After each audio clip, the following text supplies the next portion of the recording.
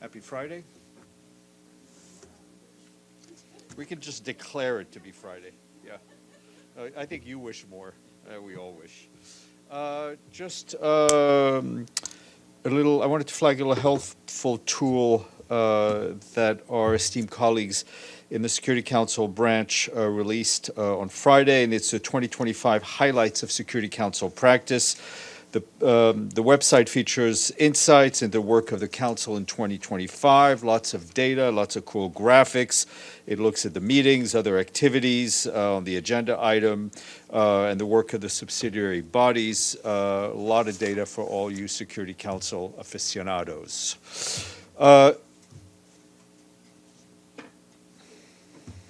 Once the tenor is starting to sing, you can't sit down. Speaking of Security Council, at 3 p.m. this afternoon, there will be a Security Council meeting on maintenance and peace and security, and that will focus on Ukraine. Our Undersecretary General for Political and Peacebuilding Affairs, Rosemary DiCarlo, will brief council members. She is expected to underscore that the new year has brought no peace or even respite for Ukraine, but renewed fighting and devastation. Ms. DiCarlo is expected to note the recent use of the so-called Oreshnik missile, the second time the potentially devastating weapon has been fired at Ukraine since 2024. Also briefing will be Ramesh Rajasingham from the Department of Coordination of Humanitarian Affairs.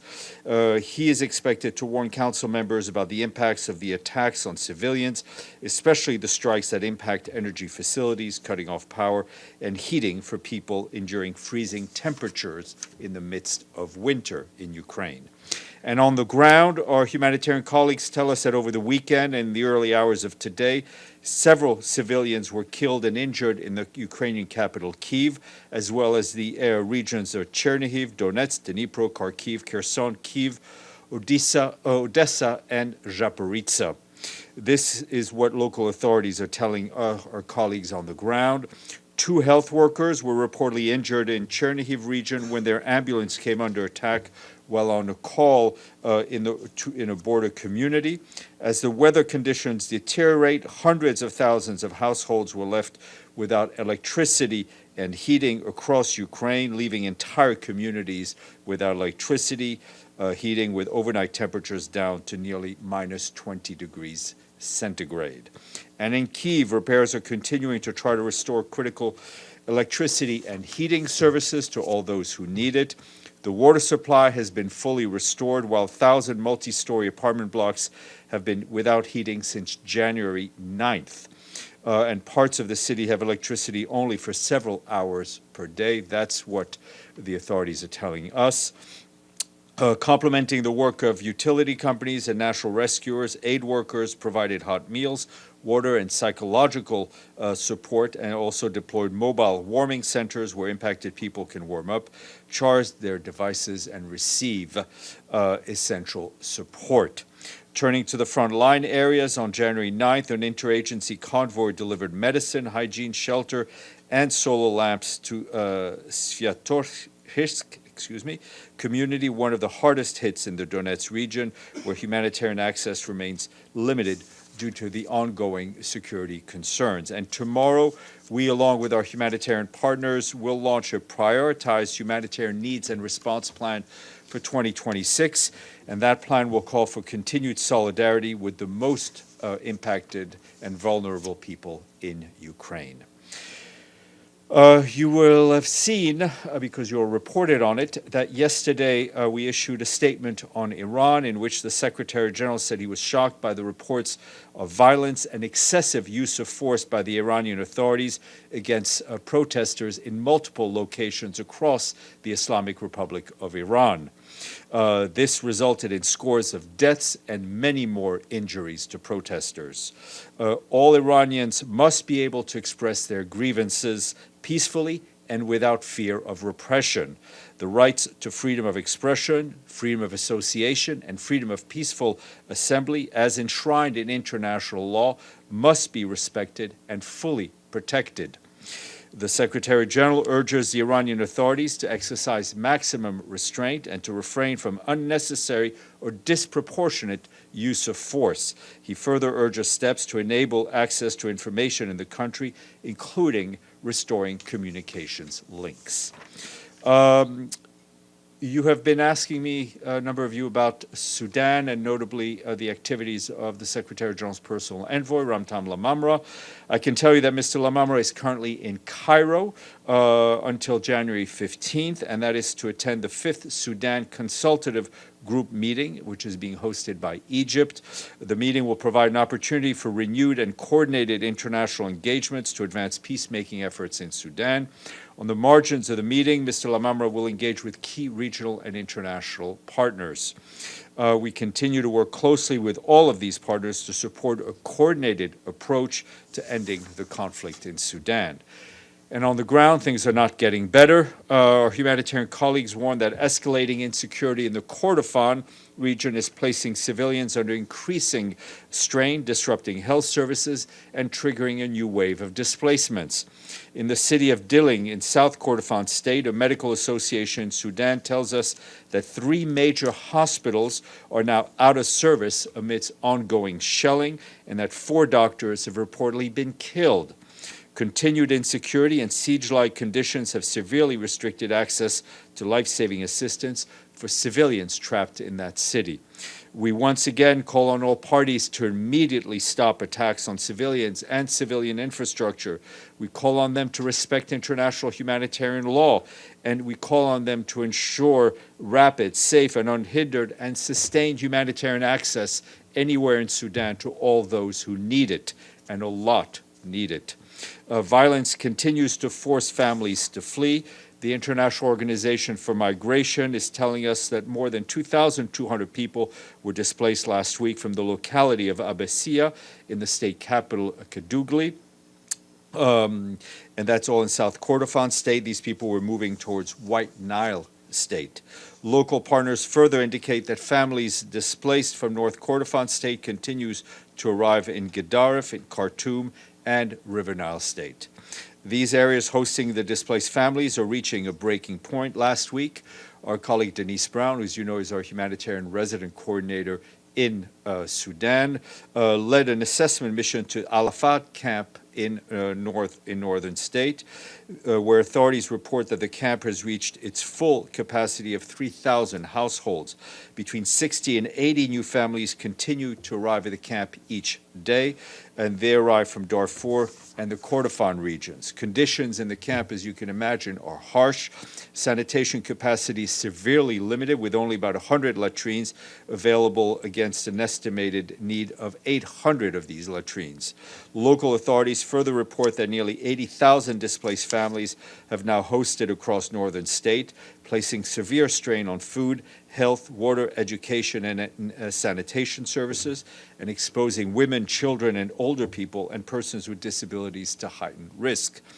OCHA urgently appeals for additional funding so our humanitarian partners can scale up life-saving assistance and help avert an even deeper humanitarian catastrophe across Sudan. In 2026, our partners hope to help about 20 million people through the $2.9 billion Humanitarian Needs Fund and Response Plan. A quick update on the travels of our friend Jean-Pierre Lacroix, the head of our Peace Operations Department. As you know, he's in the Middle East.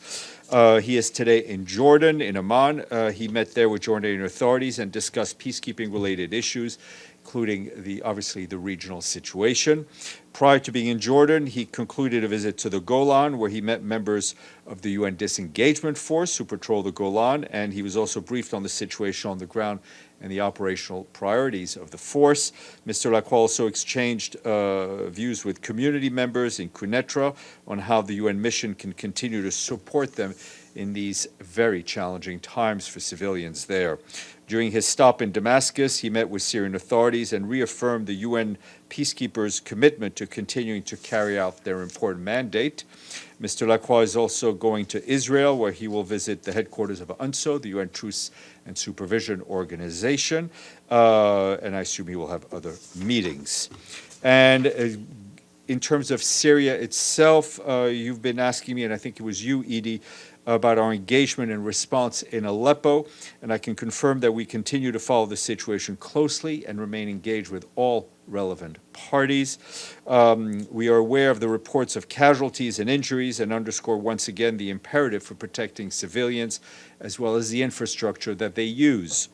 As of yesterday, our partners tell us that approximately 119,000 people have been displaced since renewed hostilities in Aleppo City.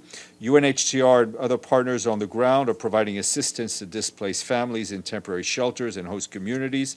Support includes the distribution of blankets, mattresses, and much-needed winter clothing. We urge all parties to ensure the safety and the protection of civilians amidst the ongoing hostilities that we're seeing in Aleppo. Immediate measures are needed to prevent harm, guarantee safe passage for those fleeing, and uphold humanitarian principles. And turning to Gaza, our humanitarian colleagues tell us that the humanitarian situation there remains dire as harsh weather conditions are jeopardizing the progress made by the humanitarian response. To help address the immense shelter needs during the past week, our partners delivered supplies to 28,000 families, including 1,600 tents, 16,000 tarpaulins, and 27,000 blankets. They warn, however, that 1.1 million people still urgently need help as rainstorms continue to damage and destroy many existing shelters. Our partners stress that tents remain a temporary solution and more supplies are needed, including toolkits, cement, and heavy machinery to clear debris, as well as sustained funding to transition from emergency to early recovery efforts. Children continue to be severely affected by the cold temperatures and the harsh weather. Since the start of the ceasefire in this year's end, at the end of this year, our partners were able to distribute more than 310,000 children winter's clothing sets and more than 112,000 pairs of shoes as part of the winterization efforts. They also installed 150 specialized tents across Gaza to be used as child-friendly and safe spaces. Meanwhile, our partners leading on addressing malnutrition report that last month they screened 76,000 children and identified about 4,900 cases of acute malnutrition, including more than 820 cases of severe acute malnutrition. This brings the total number of acute malnutrition cases identified in 2025 to nearly 95,000. Our education partners continue to expand their presence with 18 additional temporary learning spaces opening their doors last week to about 35,000 students. The total number of operational temporary learning spaces is now 440, accommodating about 268,000 children. Our partners say that education supplies continue to be denied entry by the Israeli authorities on the grounds that education is not a critical activity during the first phase of the ceasefire. We do believe that it is critical activity. OCHA continues to call for rapid, sustained, and unimpeded access to allow ourselves and our partners to scale up assistance faster to prevent further deterioration and alleviate the suffering of people in Gaza. Quick update from Venezuela, where a shipment of about 40 metric tons of medical cargo arrived in Venezuela from the government of Brazil. Our colleagues from the Pan American Health Organization, which, as you know, is the regional arm of WHO, say the delivery, which arrived late Friday, include essential medicine and dialysis material needed to maintain treatment for patients who need it. It's the first installment of a package totaling up to 300 metric tons coordinated with Venezuelan health authorities. This follows the events on January 3rd when a warehouse used to store renal treatment stock was destroyed. The facility had held roughly 3 months' worth of material for 8,000 patients, which is the equivalent of about 100,000 dialysis sessions per month. PAHO says in Venezuela thanked Brazil for its support and indicated that the arrival of this shipment will help prevent treatment interruptions and while longer-term replenishment planning continues. Just want to note that today in Kenya, on his first official visit as the High Commissioner for Refugees, Barham Saleh called for stronger global support to develop the solutions refugees need to rebuild their lives. Speaking in Nairobi after visiting Kakuma municipality in northern Kenya, the High Commissioner acknowledged Kenya's decades-long generosity in hosting refugees and far-sighted policies that allow refugees to work and access health care and education, as well as financial services. Last year, less than a quarter of UNHCR's needs-based budget for Kenya was funded. Mr. Sali warned that the funding crisis is threatening lives and risks reversing the hard-won progress made. Quick note from our peace-building colleagues: as part of the Secretariat's current efforts on efficiencies, a unified peace-building, peace support office under the Department of Political and Peace-Building Affairs and Peace Operations has been established and is operational as of today. The Peace-Building and Peace Support Office, which the Secretary General said would be a center of excellence on prevention, peace-building, and peace support, will ensure that security gains are reinforced by institutions and development. The General Assembly endorsed the proposal to integrate DPPA's Peacebuilding Support Office with 3 offices from the former Office of Rule of Law, security institutions under the Department of Peace Operations. More information should you want it. New resident coordinator to announce, our colleague Vladanka Andreeva of North Macedonia assumed her role as UN resident coordinator in Cambodia following the agreement from the government. She brings over 25 years of experience in international development, humanitarian coordination, strategic advocacy, and many other things. She was most recently the humanitarian coordinator in Azerbaijan, and we congratulate her on her new post. Finally, some cash is coming in. Not to you, to me, I guess, in a certain way. As you know, beginning of every year, the Secretary General sends out assessment letters to member states to remind them that they have dues to pay, and they should pay them on time. And we're very happy to report that 9 countries have made it to the honor roll for 2026. To be on this year's honor roll, member states must make their full contributions to the regular budget by February 8th, 2026. So I know all the permanent missions that are watching are taking their checkbooks out. Needless to say that given the current financial situations, we strongly encourage all member states to pay their full assessments in full and on time. And the top of the honor roll today goes to Armenia, the Democratic Republic of the Congo, the Dominican Republic, Hungary, Kazakhstan, Kuwait, Poland, Portugal, and Ukraine. Congratulations to them for having reached for their wallets immediately. And I think that's it. Edie. Thank you, Steph. A couple of follow-ups on Iran. First, has the Secretary General been talking to anyone in the senior leadership of Iran? No, he has not. As you know, communications are quite challenging now. As soon as I have something to report, I will share that with you. Does the United Nations have staff in Iran? And if so, what's their status? Yeah, we have a country team. They are, I think some of them are working from home, but everyone is safe and accounted for. And on a completely different subject, has the United States received any official notification from the United States about the withdrawals? No. Deji, then Gabriel. A follow-up on Edie's question, since it's a little bit difficult for Secretary General to contact anybody so far with the high-ranking Iranian officials, is he planning to do so or receive any requests? As I said, I will let you know as soon as there's something to report to you. We know that President Trump, he hinted there might be some very strong options of military intervention on the situation in Iran. What is the Secretary General's response to this potential intervention? Look, I think the Secretary General has been very clear in the use of his language under what is actually going on in Iran and the repression and the killings of civilians that we're seeing, which is very concerning to say the least. At the same time, he's also been listening to the rhetoric that we've heard around the situation in Iran, which is concerning to him, and he encourages all to adopt a path of diplomacy and dialogue. Would foreign intervention be helpful? I'm not, as you know, we push for dialogue. We want to see the Iranians who wish to protest peacefully to do so. And I think the charter is very clear on your question. I also have a very completely different issue here. According to New York Times a recent report that since the ceasefire deal, after 2 months, Israel has been demolishing Gaza buildings, more than 2,500.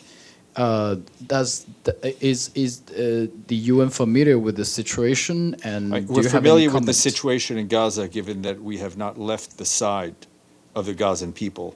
What's the reaction Since, of the Secretary General on this We want to see demolition? a stop to the destruction of whatever remains in Gaza. We want to see the parties move towards phase two to try to rebuild, whether it's physically or mentally, the situation in Gaza. Gabriel. Thanks, Steph. Excuse me. One on Gaza and one on Sudan. On Gaza, you noted that the UN and your partners have roughly 440 temporary learning sites open. However, Israel, if I heard you correctly, Israel is still denying educational supplies into Gaza. Is that correct? That's exactly what I said.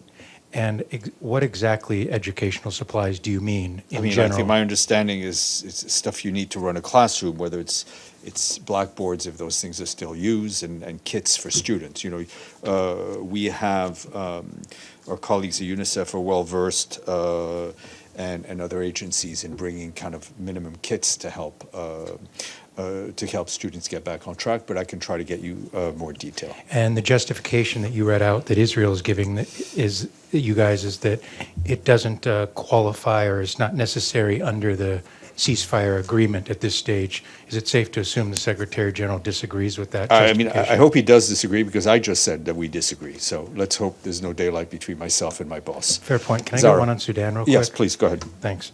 Just on Sudan, the government announced that they've moved back to Khartoum over the weekend after, for the last 3 years, essentially running government operations out of Port Sudan.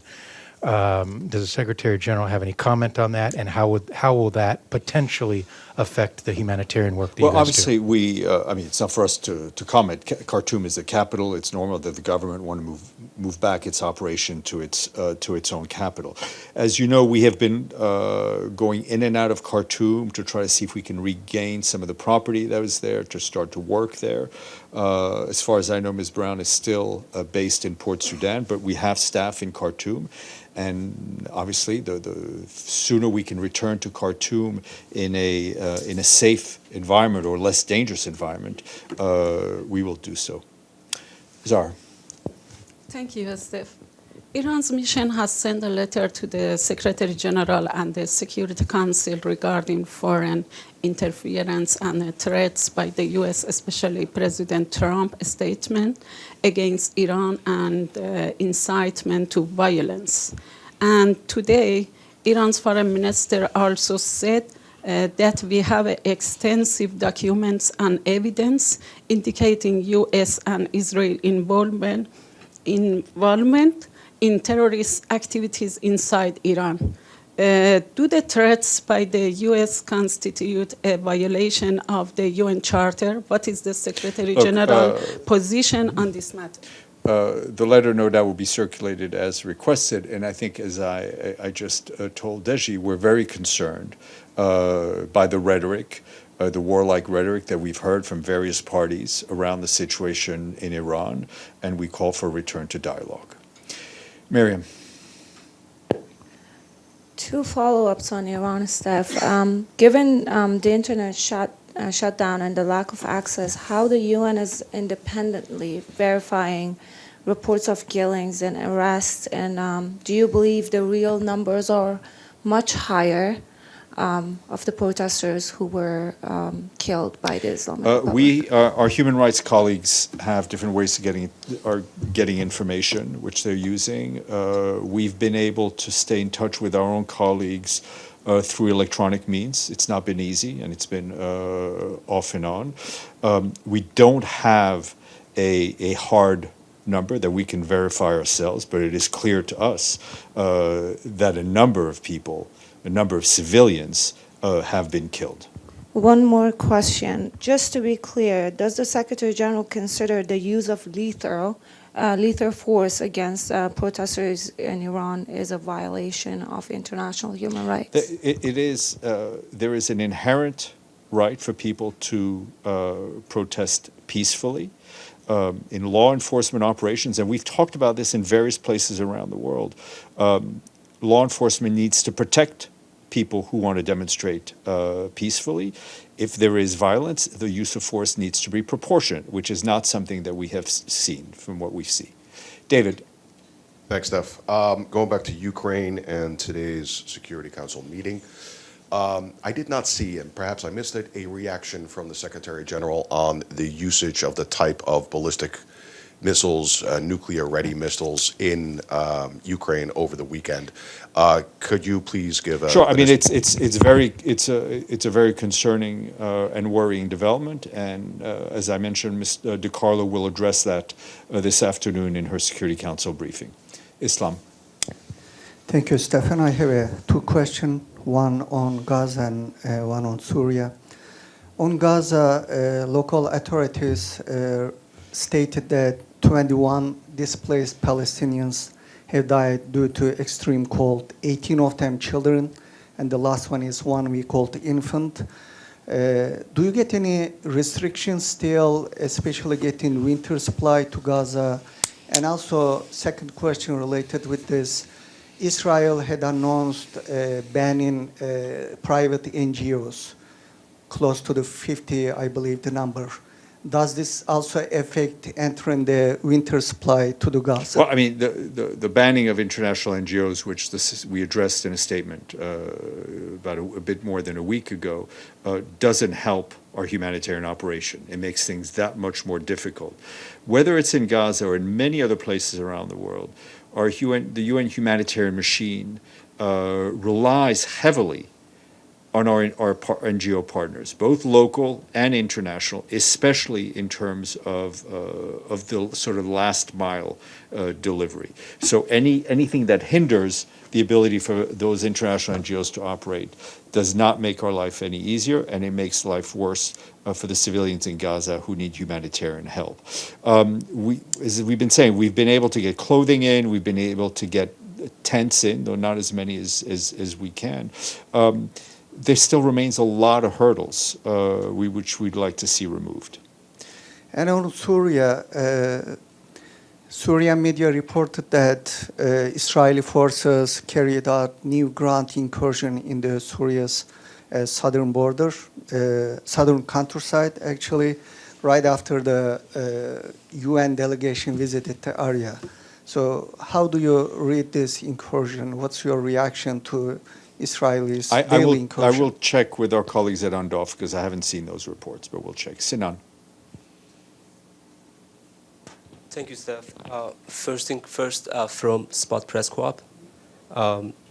Two questions, if you don't mind. The first one is HTS forces affiliated with Damascus threw the dead body of a Kurdish female fighter from a building. I am sure you saw that footage. Does the Secretary General view this as a war crime or as a crime against humanity? What's his... To be honest, I have not seen that report or that footage, but obviously what you tell me is very concerning. I'll look into it. Second question, the HTS transitional government, whatever you call, committed 3 massacres against the minorities. When we go back to the march, we saw a massacre against Alawites, and since then, 50 women have been kidnapped. I mean, there is still no report on that. And then when we go to the South Syria, we see a massacre against Druze and now the Kurds. So after all these things, does Secretary General have confidence in the inclusivity of Jolani's and his government? As we've said, there still needs to be a lot of work done on inclusivity. We've heard the statements from the interim president calling for inclusivity, sending out inclusive messages. We'll continue to work with the government, but our message is clear that all Syrians, whether Druze, Alawites, Christians, Sunni, Shiite, or any other minority, need to feel safe and need to be protected. by their government. And in Syria, as anywhere else, if crimes have been committed, there will need to be accountability, and there are a number of UN mechanisms working on that. Last one, if you don't mind, very quick one. How concerned is Secretary General about the safety of minorities in Syria? Well, we continue to be concerned because we're seeing the news every day. Yes, please. Thank you, Steph. Our question is also on Iran. You mentioned that the Secretary General expressed shock at the scale of the destruction and protests in Iran right now. When the UN sanctions were reimposed through the snapback mechanism last September, was the Secretariat aware that these measures eventually and inevitably would trigger the level of economic and social turmoil we are seeing right now? Or was this like an unforeseen consequence? Listen, whether it's you as a journalist or us at the UN, I mean, we're aware of the situation. No one can predict what can happen. What we're seeing now is what we're expressing our opinion on the ground. Just a quick follow-up, please. On the same topic, Goldman Sachs has warned that states like Iran can now adapt to sanctions through gold and de-dollarized trade, which gives the regime a financial backdoor that the ordinary people of Iran, in this case, don't have, unfortunately. So is the UN concerned that it is enforcing an old sanctions model that can't keep up with what the state is doing, but unfortunately is very destructive for the people? Look, we have always, and this has been going on for a while, expressed our concern about sanctions that tend to hurt more people than leaders anywhere around the world. And we've expressed our concern about unilateral sanctions as well. What is important, and every government has the responsibility to ensure the well-being of their people, whether it's physically or economically. Pan, and then we'll go here. Thank you, Steph. You mentioned just now that 8 countries have paid their dues to the United Nations this year for 2026. Do you have the number how many countries have not paid their dues for 2025, and which countries? Thank you. Yes, we can share that list with you. It's publicly available. Yes, sir. Thank you. On North Korea, DPRK mission last night denounced the event MSMT teams for the afternoon, planned for this afternoon at the UN. Do you have any response to that? They denounced what? Sanction monitoring team, MSMT's event planned for this afternoon at the UN. I don't know about the event. I can look into it. Alex. Thanks, Steph. There have been some reports suggesting Venezuela's Machada will be in the United States on Thursday. Is there any chance the Secretary General will meet with her? I have not seen anything on his schedule, but we will inquire. Secretary General's door is always open to people. Sinan, then Islam. Okay, thank you, Steph, letting me ask you more questions. According to reports, there are still civilians in Aleppo's Kurdish neighborhoods, and some of them have been detained. I wonder if there is a specific mechanism monitoring the situation when it comes to the safety of the... We have humanitarian teams on the ground trying to reach all those people who need it, and they're based in Aleppo. So we'll see what information and what we're trying to see also what access they can actually have. Same for the detained people too? Sorry? There are also some civilians detained by the HTS. No, I don't know if they have the authority to check on their detainees, but they are looking at the overall humanitarian situation. This is the last one, I promise. Around 200... Don't give me promises you can't keep. Okay, we'll see. So around 200,000 people, according to local resources, but you said 119,000 people displaced. So does the Secretary General view this as an attempt to change the demographic structure in Syria, in Aleppo? I don't know what is motivating the situation. What we do know is that there continues to be episodes during which ethnic minorities in Syria feel unsafe and are attacked. And that's what is very concerning to us. Islam, and then we'll go to lunch.